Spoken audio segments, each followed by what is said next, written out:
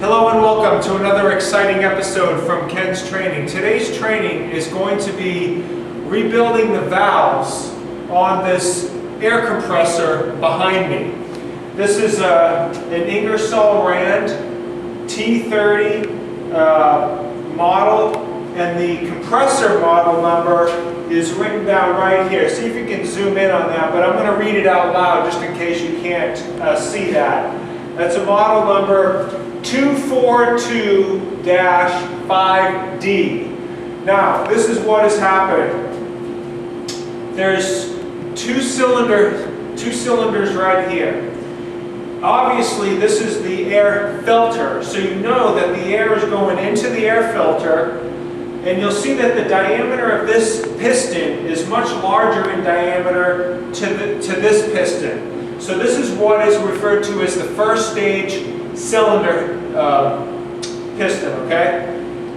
What happens is that the air gets drawn in and then pushed out, and then it goes, there's a tube here, it's a thin tube so it can dissipate some of the heat. Then it comes over and it goes to the second stage, which is, because it's more compressed, it's at a less volume, higher pressure. So then it comes out of there, goes into another heat exchanger when the motor is running, and then it goes into the tank. Now, this here is a safety valve. This is actually set at 75 psi. And the safety valve is right on the other side there. You can't quite see it in camera view. So what was happening is that we were running the compressor and we're sitting there popping the safety valve. Now, you could assume that, oh, you know what, maybe the safety valve is a bad safety valve, and that's why the thing is popping. So what we did was we made up this small adapter fitting set. And I've got down here a Schrader valve. I got my 75 psi safety valve here, and then there's a pressure gauge here that goes from 0 to 100 psi. I put this on a tank of nitrogen and then cranked up the regulator, and this safety valve actually pops at approximately 75. It's real tight, and you can see that here on the gauge when I was with the nitrogen. So then the next question that you may ask yourself is, okay, what exactly is happening here? Why is this safety valve popping after the first stage? Now the answer, I believe, is going to be the valves in the second stage are not seating properly. These particular valves are like finger valves. So what happens is when the piston draws in, it allows the air from the first stage to be drawn into the cylinder. When it's on the power, when the piston is rising, those valves are supposed to close off the port from the first stage and discharge the air out here. I believe those valves are leaking by. So that way some of the air is going this way and some of the higher pressure air is going back, and that is why this safety valve is popping on me during normal operation. This is air compressor number 2. I've got the disconnect shut off over here for safety so that this compressor cannot run. There's still some pressure in the tank. I'll bleed that down right now to 0 before we get started. Now, I do have a whole kit to rebuild both valves. But what I'm going to do is I'm going to start in over here on the high pressure side and put the safety valve back in and just do a little experiment here just to see if just that one alone does it. Let me show you what the kit looks like. All right, so here's the valve gasket kit. And it's got a part number here. I just ordered this online through some internet site. If I remember correctly, this was very reasonable in price. It was only $20. Alright, so what you get for $20, and they have different levels of rebuild. You can change out the rings and the pistons, and you can change out the pistons, the cranks, and everything. But all I bought was stuff to do this section right here. Now, so it comes with these gaskets right here. There's different size gaskets there, depending upon what it is that you got. And these here are the actual valves. Let me open that up so you can see what it looks like. Hold on. All right, so this here is what the valves look like. That's why they call them finger valves, because they kind of look like a finger. And there's some type of a seat in here that keeps it flat up against it and just lets it fold down. It lets it fold down when it's on the intake stroke, and when it goes on the uptake stroke, it comes up, seats that off, and it goes out through the discharge port. When I open this up, I'll show you what that looks like. When I go to put this back together, I'm going to use a torque wrench, and I'll use a crisscross pattern and then torque those down appropriately, and I'll show you that step when I get to it. On my gaskets, when I go to put my gaskets back down, I'm going to never seize up my gaskets, so that way, in case I ever need to do this in the future, taking off the gaskets will be quite easy. I don't know how difficult it's going to be for me to work with these gaskets until I take it apart. So that's it for now. Okay, here we are. I've got the tank bled down to pretty much zero. I've loosened up these with a 1/2-inch wrench, socket wrench. So now I'm going to pull this off. Okay. Part of the gasket, when I pulled this off, this is the first time I've taken this off. Part of the gasket fell down on me when I took it apart. So the gasket was failed. That possibly was contributing to it. As I'm just looking here, right here, I can see part of the gasket material underneath the finger, which may have been causing some of my problem here. Now, you'll notice that the finger is held on by 2 flat-bladed screws, and what else? Okay, then this comes off. Okay, now on the opposite side is another finger.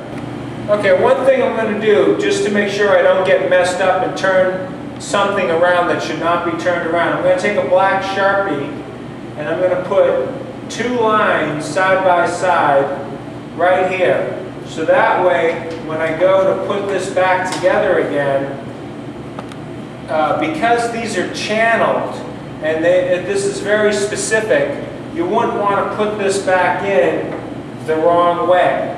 So by having all of my marks here, I know that what I'm going to do is I'm going to line everything up the way that it comes off. So it's very important that you pay attention to the orientation so that you don't make a mistake like that. So anyways, I got the end section off here. This is the valve plate with the 2 finger valves. And then this here is where you can see the piston and such. And then there's one more gasket right here that I'm going to have to change out. When I change out the gasket, I'll make sure that I stick a rag down in here because I'm going to clean all this out. And also I'm going to blow everything out with compressed air before I put everything back together. So that's it for now. So what we've done is we've just looked at the cylinder head here, the cylinder, and we got the gasket that goes here. And I was just playing around with it to see, well, what about if someone installed it this way, or this way, or this way? There's only basically 4 combinations that you can do, and it's almost idiot-proof that it has to go on this way. There's a hole here and here. This is the airflow coming in, this is the airflow going back out. When you line up on your gasket with these 2 holes here, and here, then the 4 screw holes line up perfectly. If you tried to turn that around, so that way you went in this way and that way, the screw holes do not line up. So Ingersoll Rand made this idiot-proof to force you to put it on in only one direction to make sure that you have the appropriate situation down. Now, once you do that, you'll notice that this is for the fingers here and here. This has a cutout telling you that that finger goes on the bottom. What I mean by that is, here's the finger valve plate, okay? There's one here and there's one here. You could either put it on like this, or you could put it on, let's see here, wait a minute, like this. This would be wrong because the finger here is on the bottom, and on this gasket you'll notice that there's a cutout here and there's no cutout right there, telling you that that is in the wrong position. It has to go like this. In addition to that, it lines up with the 2 marks that I did, just in case you were in the middle of this job and you did not put the 2 marks down there. If you were to just observe that, you still could not make a mistake. It would still be correct. But, so that's how that goes. And then the top one, oops, I dropped my gasket, hold on. And on the top one here, if you look at this section here, there's a cutout section here. It can only go on just that one way. So you can't really mess up on your gaskets. You can't put it on this way, you can't put it on this way, or in any other combination. It only works in one combination. So I just wanted to kind of show you that. And right now we're just going to start removing these gaskets, changing out these valve plates, and putting this head back together. Okay, so what I did is I put some rag material down the discharge port and inside here in the suction port. The piston port I left alone because I have a compressed air. I'm going to blow this out. Then I got a brass bristled cup brush and I went through and cleaned this entire plate up. The gasket came off pretty good. I was picking at it and it came off pretty easily. And then I cleaned off all the sections so it's as soft as a baby's behind right now. Now, let me take you over here to the valve plate. Okay, so right here's the valve plate. I've taken off the fingers, paying very special attention into exactly how the screws were made up. Basically, it goes like this. It goes with the flat-bladed screw. There's a washer on here. Then put that on here. Then you're going to put this on here. And then on the back side, put on your lock washer and then your nut. But right now, I'm taking everything apart because what I want to do is I now want to clean up this plate. So I just have a workbench here, just holding that down, and I'm just going to go through and I'm just going to clean up both sides of this plate before I move on. And that's it.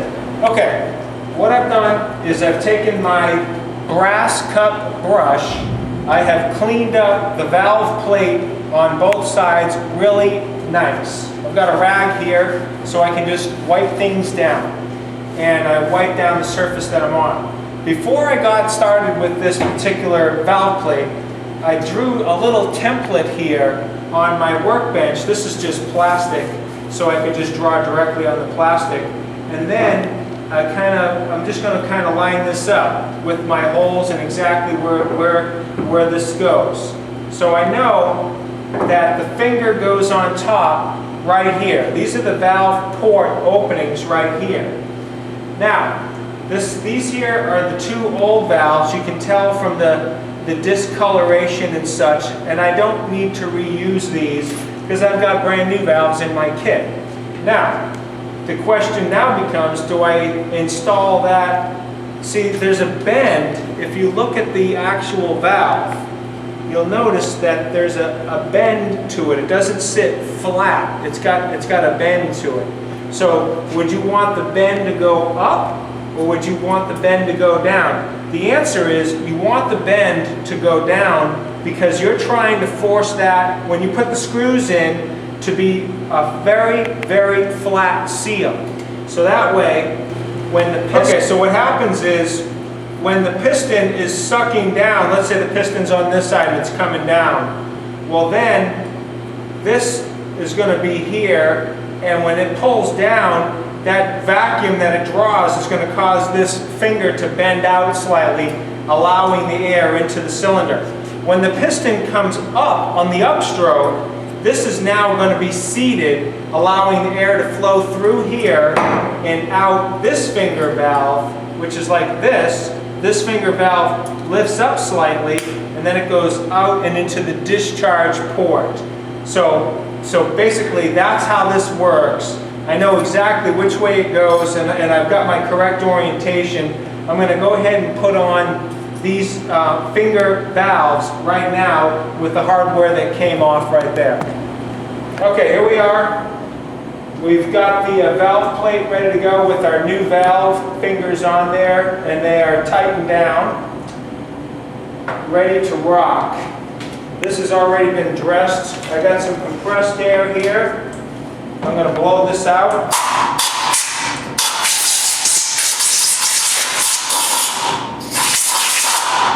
Okay, the next thing I need to do is put down a gasket.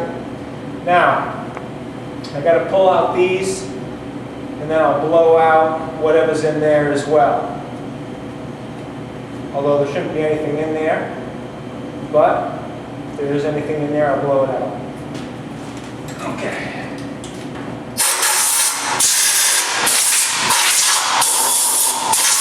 Alright, that's super clean right now.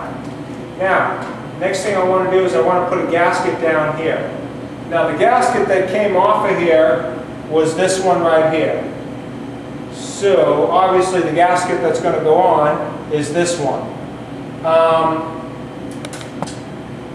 just going to wipe it down, and I'm going to dress it up with some never sees right here. Anti-seize. So basically what I'm going to do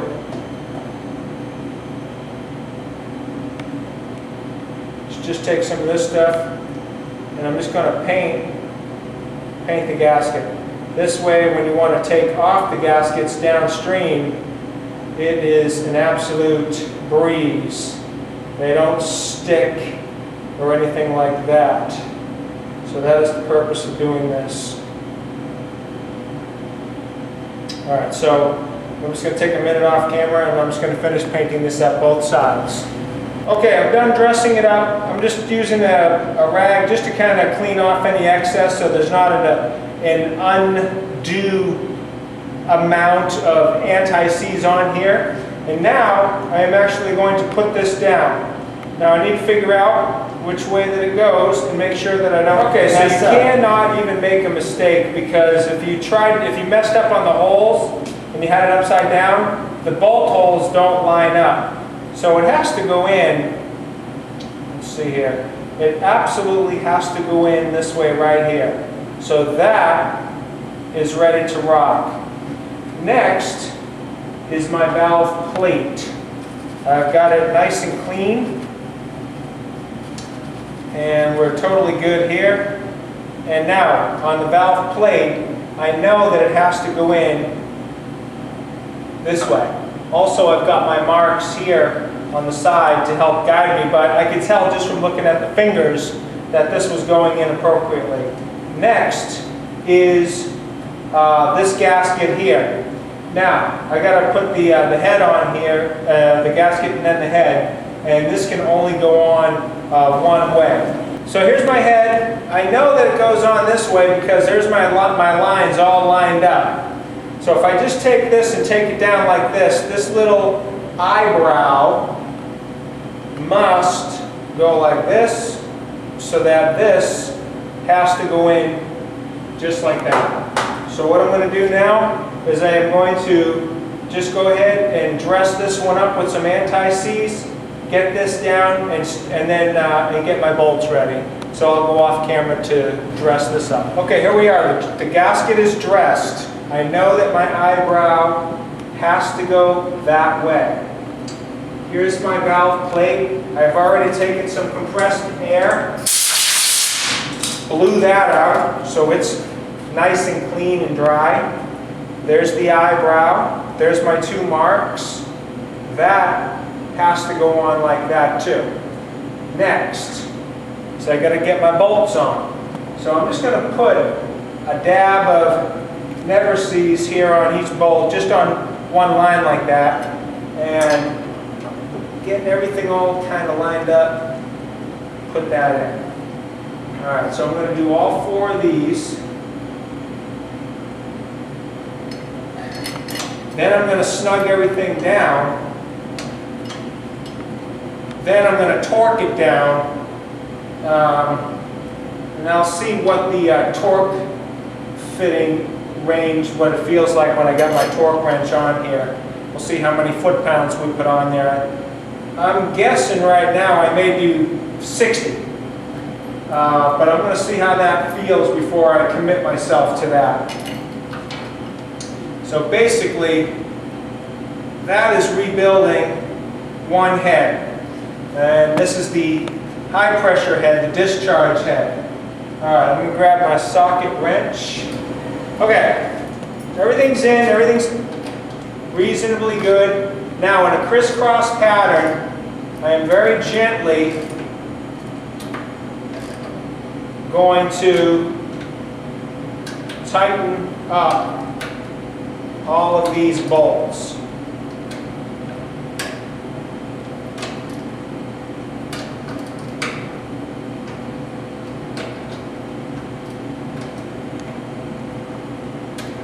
This is a 9/16 inch bolt head with about 18 threads per inch. Now, I've got a chart here. Go ahead and do a zoom in right over here. Now this tells you what the torque setting is depending upon whether you've got national coarse or national fine. Now it doesn't have 9/16, but the closest one it has is 5/8 at 18 threads per inch. They want me to go between 60 and 70 foot-pounds. That's a minimum and a maximum. Okay, so I've got my handy-dandy torque wrench here.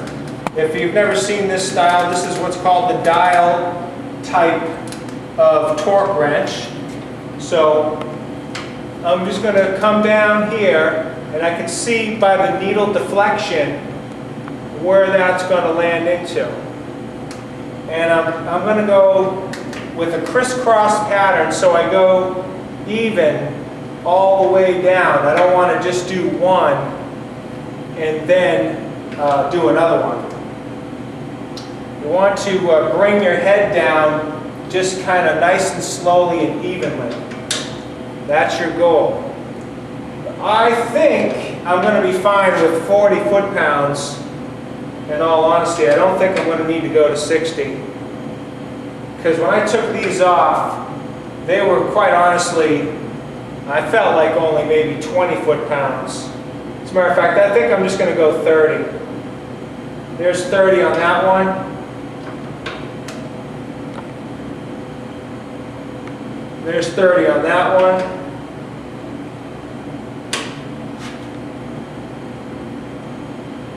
There's 30 on that one.